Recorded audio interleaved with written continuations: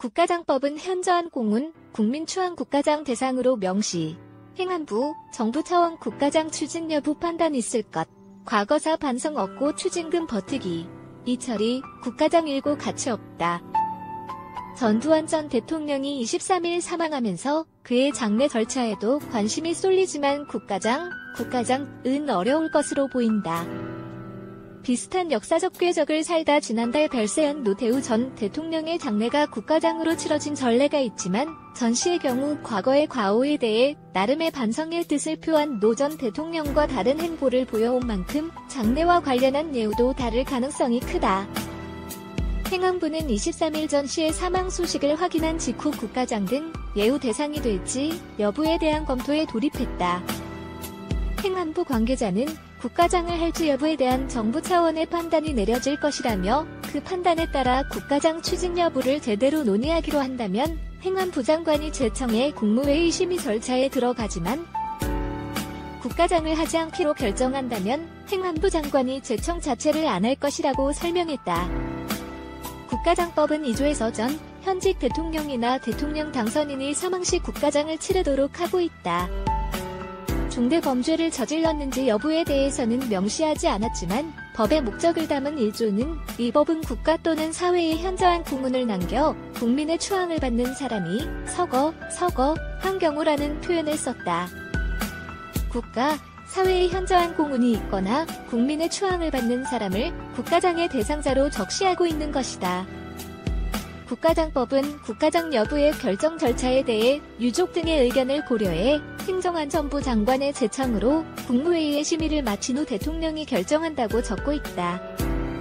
정부는 지난달 노 전 대통령 사망 때는 고심 끝에 장례를 국가장으로 치르는 예우를 하기로 하면서 비판 여론을 고려해 정부 차원의 분향소를 차리지 않고 지방자치단체의 조기 개양을 독려하지 않았다. 전 씨는 노 전 대통령과 함께 12.12 군사 쿠데타와 5.18 광주 민주화 운동 유혈 진압이라는 큰 역사적 과오를 짊어지고 있지만 노 전 대통령과 달리 사과 표명을 하지 않았고 오히려 적반하장격의 발언으로 국민의 공분을 불러일으켰다. 그는 정권 탄탈을 위한 12.12 군사반란을 획책했고 1980년 5.18 민주화 운동을 유혈 진압한 뒤 대통령을 지냈고 퇴임 후 내란과 살인 등 혐의로 무기징역을 선고받은 뒤 1997년 12월 특별사면으로 석방됐다. 이후 2003년 방송 인터뷰를 통해 광주는 총기를 들고 일어난 하나의 폭동이라고 발언하는 등 반성하지 않는 모습을 보였고 선고받은 추징금 2,205억 원을 완납하지 않았다. 전직 대통령 매우에 관한 법률 7조은 금고 이상의 형이 확정된 경우 전직 대통령으로서의 예우를 하지 않는다고 적고 있다.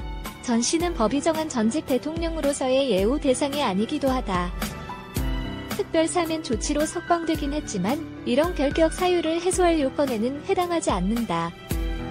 전 씨의 반성 없는 행보의 여권 등 정치권은 물론 정부 내에서도 지난달 노 전 대통령의 장례 때부터 이미 전 씨의 국가장에 대해 반대하는 목소리가 거세게 나왔다.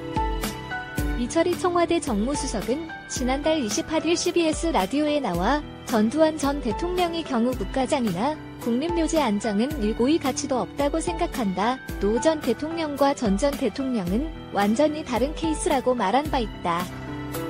더불어민주당 조호섭 의원, 광주 북갑은 전 씨를 겨냥해 작년 6월 국가보안법, 형법, 특정경제범죄가 중처벌법, 성폭력처벌법, 청소년성보호법 등을 위반해 형이 확정된 사람을 국가장 대상에서 제외하는 내용의 국가장법 일부 개정 법률안을 대표 발의하기도 했다.